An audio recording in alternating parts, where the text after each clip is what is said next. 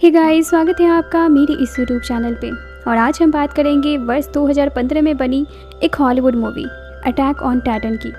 आज से 100 साल पहले इंसान के रूप में राक्षस कहलाने वाले टाइटन्स आए और इंसानों को खत्म करने लगे। वो हर गांव और शहर को बारी बारी से बर्बाद करके इंसानों का नामो निशान मिटाने लगे। और इनसे जो इंसान बच गए उन्होंने खुद को बचाने के लिए 3 विशाल दीवारों के अंदर अपने आप को कैद कर लिया और उन दीवारों के बीच में शांति से रहने लगे। मगर आज 100 साल बाद भी उन्हें ये डर बना हुआ है कि आज नहीं तो कल ये दीवारें गिर सकती हैं। दीवार के अंदर लोगों को 3 कैटेगरी में बांटा गया था। पहले हिस्से में किसान और वर्कर्स को रखा गया था।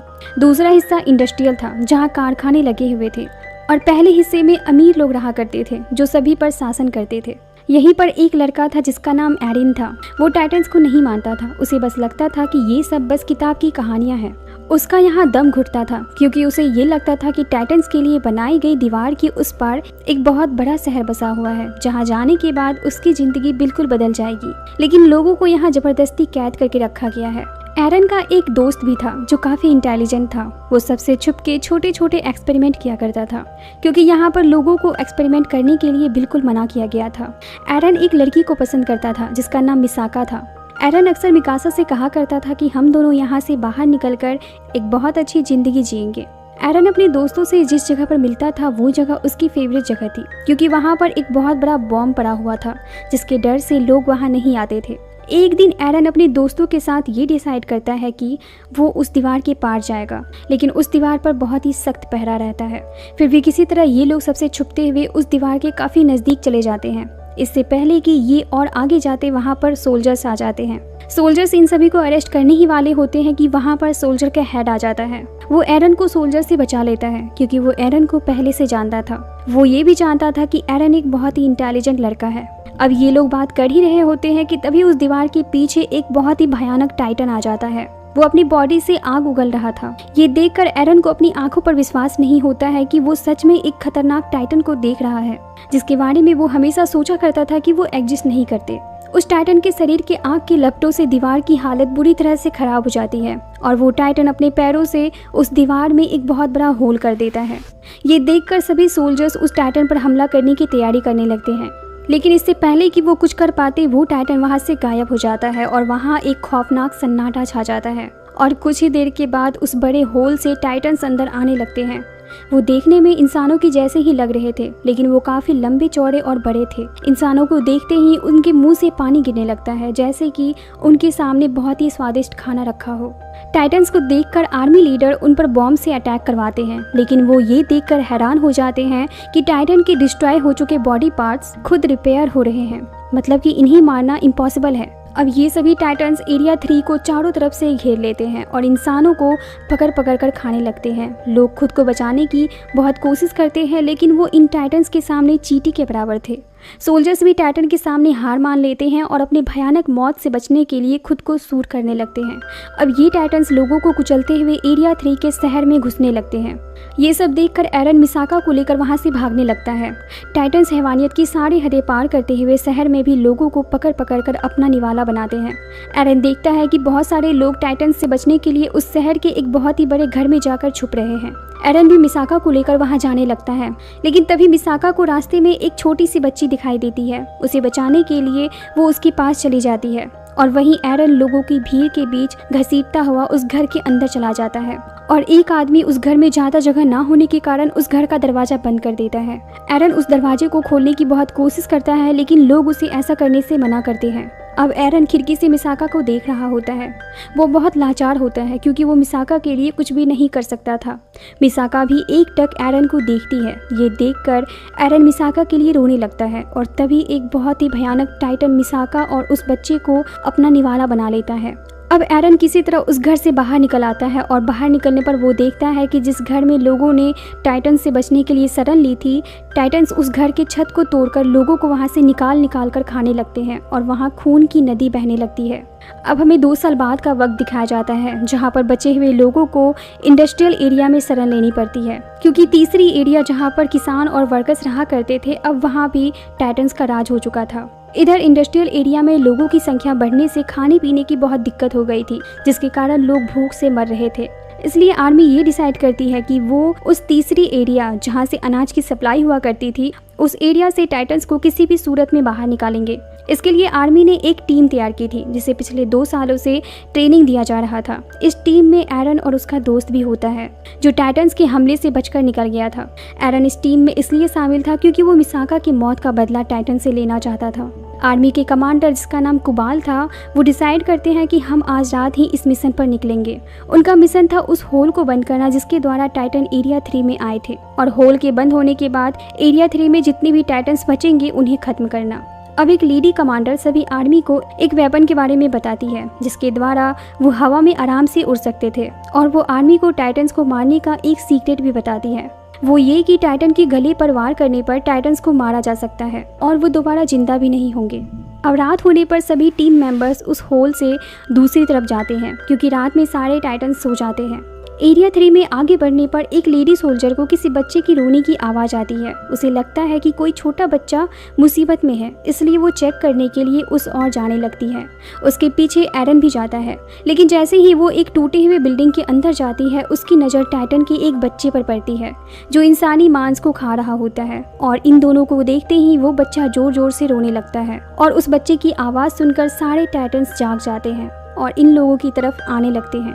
अब ये सभी उन टाइटन से चारों तरफ से घिर जाते हैं। ये देखकर वो कमांडर हथियार की गाड़ी लेकर वहाँ से भाग जाता है। अब यहाँ पर जितने भी बचे हुए सोल्जर्स थे उन्हें कुछ भी समझ नहीं आता है कि वो अपने आप को टाइटन से कैसे बचाएं।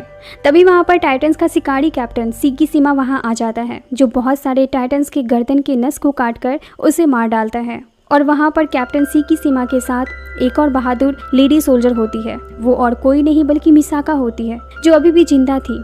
दोनों मिलकर टाइटन्स पर हमला करने लगते हैं। मिसाका एरन को देखकर उसे इग्नोर करती है। वो उसके लिए अपना कोई भी फीलिंग एक्सप्रेस नहीं करती। दरअसल जब वो टाइटन मिसाका को खाने ही वाला था तब कैप्टन सीकी सीमा ने मिसाका को बचाया था, लेकिन उस छोटे से बच्चे को मिसाका के सामने ही टाइटन ने खा लिया था, जिसका बदला मिसाका टाइटन से लेना चाहती थी। और इसके लिए सीकी सीमा ने मिसाका को बहुत अच्छी ट्रेनिंग दी थी। अब कुछ देर बाद उन सभी का कमांडिंग ऑफिसर कुबाल वहां आता है। वो कहता है कि एरिया 3 में हमारे बहुत सारे वेपन्स रखे हुए थे, इसलिए मुझे उन वेपन्स को ढूंढने के लिए वहाँ से निकलना पड़ा। लेकिन अब वो वेपन्स हमें मिल गए हैं और उसे जल्द से जल्द हमें यहाँ से लोड करके अपने साथ ले जाना होगा। अब सारे सोल्जर्स मिलकर उन वेपन्स को गाड़ी में लोड करते हैं। अब रात में सब वहीं आराम करते हैं।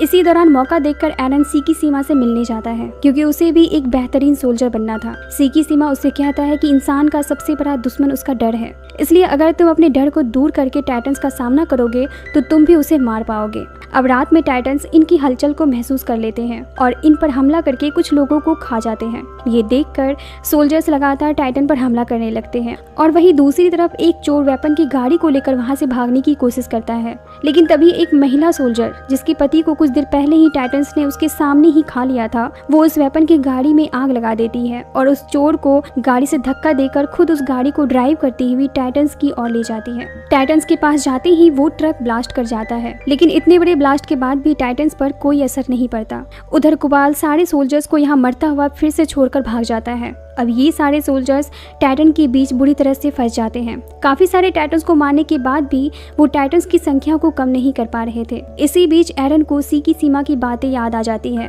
कि कैसे अपने डर को दूर करके टाइटन से लड़ा जाता है। अब वो अपने हथियार से टाइटन्स पर हमला कर देता है और कुछ टाइटन्स को मारने में वो सफल भी हो जाता है। लेकिन इसी दौरान एक टाइटन उसके पैर को खा जाता है, जिससे वो जख्मी होकर नीचे गिर जाता है। तभी वो देखता है कि एक भयानक टाइटन उसके दोस्त को पकड़कर खा रहा है। एरन अपने दोस्त को मरता हुआ नहीं देख पाता है और बहुत हिम्मत करके वो उस टाइटन के मुंह से अपने दोस्त को बाहर निकाल लेता है, लेकिन खुद ही उस टाइटन का निवाला बन जाता है। एरन देखता है कि वो धीरे धीरे उस टाइटन के पेट में जा रहा है और वो उसके डाइजेस्टिव सिस्टम तक पहुंच जाता है, जहां वो धीरे धीरे डाइजेस्ट होने लगता है। ये सब देखकर मिसाका अपना आपा खो देती है और लगातार टाइटन्स पर हमला करने लगती है। लेकिन अचानक उसके वेपन में खराबी आ जाती है, जिससे वो जमीन पर गिर जाती है और तभी वो टाइटन जिसने एरन को निगला था वो मिकासा के सामने मौत बनकर खड़ा हो जाता है।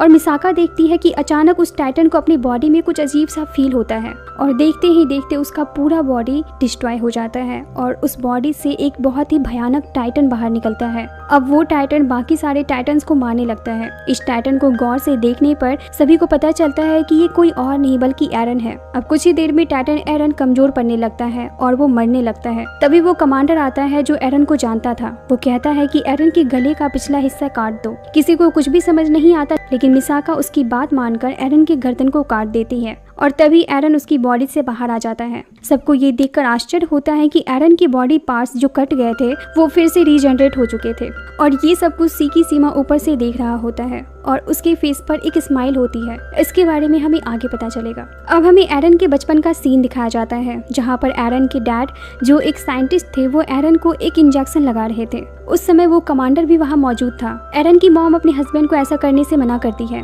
इस पर एरन के डैड कहते हैं कि मैं अपने बेटी को एक शक्तिशाली योद्धा बनाना चाहता हूँ ताकि वो आगे चलकर टाइटन्स जैसे शैतान से लड़ सके। अब कुछ ही देर में उस घर के बाहर गवर्नमेंट ऑफिसर आ जाते हैं। ये देखकर एरन की मॉम और डैड एरन को उस कमांडर के साथ छुपा देते हैं। अब वो ऑफिसर्स घर के अंदर आ जाते हैं। उन ऑफिसर्स के ग्रुप में कुबाल भी शामिल था। ऑफिसर एरन के डैड को कहता है कि यहाँ पर किसी भी तरह के एक्सपेरिमेंट को करने से मना किया गया है और तुमने कानून तोड़ा है। ये कहकर वो ऑफिसर एरन की मॉम और डैड को मारकर उस घर को जला देते हैं, लेकिन वो कमांडर एरन को वहाँ से लेकर भागने में सफल हो जाता है। वहीं हमें प्रेजेंट टाइम में एरन को दिखाया जाता है जिसकी आंख खुलती है तो उसे पता चलता है कि कुबाल ने उसे बांध के रखा है और वो ये बात सोच सोचकर हैरान हो रहा था कि क्या वो सच में एक टाइटन बन गया था। कुबाल ने एरन को इसलिए कैद करके रखा हुआ था क्योंकि वो एरन को एक खतरा समझता था। वो समझ चुका था कि एरन किसी एक्सपेरिमेंट के द्वारा ही खुद को टाइटन में बदल सकता है, लेकिन कुबाल किसी भी तरह के एक्सपेरिमेंट को कानूनन अपराध मानता था। दरअसल कुबाल ये चाहता था कि इंसान को टाइटन्स के डर से इस दीवार के अंदर ही अपनी जिंदगी गुजारनी चाहिए। ये सब देखकर वो कमांडर एरन के फेवर में बोलने के लिए सामने आता है, लेकिन उससे पहले कि वो कुछ बोल पाता कुबाल उसे शूट करवा देता है। लेकिन मरने से पहले वो कमांडर एरन को बता देता है कि तुम्हारे मॉम और डैड की मौत का जिम्मेदार कुबाल है। ये सुनते ही एरन के सभी साथी धीरे धीरे उसके फेवर में बोलने लगते हैं। इससे पहले कि कुबाल कुछ कर पाता वहाँ पर एक बहुत ही भयानक टाइटन आ जाता है। उसे देखकर एरन के सारे दोस्त उस पर हमला करते हैं, लेकिन उस हमले से उसे कुछ नहीं होता और वो एरन को अपने साथ लेकर वहाँ से चला जाता है और इन सब के बीच कुबाल वहाँ मारा जाता है। अब एरन के दोस्तों को कुछ भी समझ नहीं आता है कि वो अब क्या करे, क्योंकि एरन भी उसके साथ नहीं था, लेकिन उन्हें उस दीवार में बने बड़े से होल को किसी तरह बंद करना था ताकि टाइटन्स को इंसानी एरिया से दूर रखा जा सके। तभी एरन के दोस्त को याद आता है कि अभी भी उनके पास एक बड़ा बॉम्ब है जिसका यूज वो अपने मिशन में कर सकते हैं। अब ये लोग उस बॉम्ब को लाने के लिए एरिया 3 में जाते हैं। वहीं दूसरी तरफ हमें एरन को दिखाया जाता है। वो देखता है कि वो एक अलग ही कमरे में है। वहाँ पर सीकी सीमा होता है। वो एरन को टाइटन्स के बारे में बताता है। वो कहता है कि टाइटन्स कोई और नहीं बल्कि इंसान ही है। इंसानों ने ही मानव जाति की एक नई प्रजाति टाइटन्स को बनाया था हथियार के रूप में इस्तेमाल करने के लिए, लेकिन उनका ये एक्सपेरिमेंट फेल हो गया और टाइटन्स इंसानों के ही दुश्मन बन गए और हमारे गवर्नमेंट ने टाइटन्स का डर दिखाकर हम पर शासन करना शुरू कर दिया। इसलिए सरकार ने कभी भी टाइटन्स को पूरी तरह से खत्म करने की कोशिश नहीं की, क्योंकि अगर वो ऐसा करते तो हम लोग आजाद हो जाते। वो कहता है कि मुझे पता है कि तुम्हारे डैड भी एक साइंटिस्ट थे। उन्होंने बचपन में ही तुम्हें वो शक्ति प्रदान की थी जिसके द्वारा तुम आगे चलकर टाइटन से लड़ सको, जैसा कि तुमने किया। वहीं दूसरी तरफ हमें एरन के दोस्तों को दिखाया जाता है जो उस बॉम्ब को ट्रक में लोड करके उस होल की तरफ ले जा रहे होते हैं और तभी सीकी सीमा उनका रास्ता रोक लेता है और कहता है कि इस बॉम्ब का यूज हम इनर वॉल को गिराने में करेंगे, जिससे कि गवर्नमेंट का पासा पलट जाएगा। टाइटन्स के इनर एरिया में एंटर करने के बाद गवर्नमेंट को भी पता चलेगा कि टाइटन्स के हमले से किस तरह जिंदगी नरक बन जाती है, लेकिन एरन और उनके दोस्त सीकी सीमा को ऐसा करने से मना करते हैं। वो कहते हैं कि इससे बहुत सारे निर्दोष लोग मारे जाएंगे और इस बात पर एरन और सीकी सीमा में बहस हो जाती है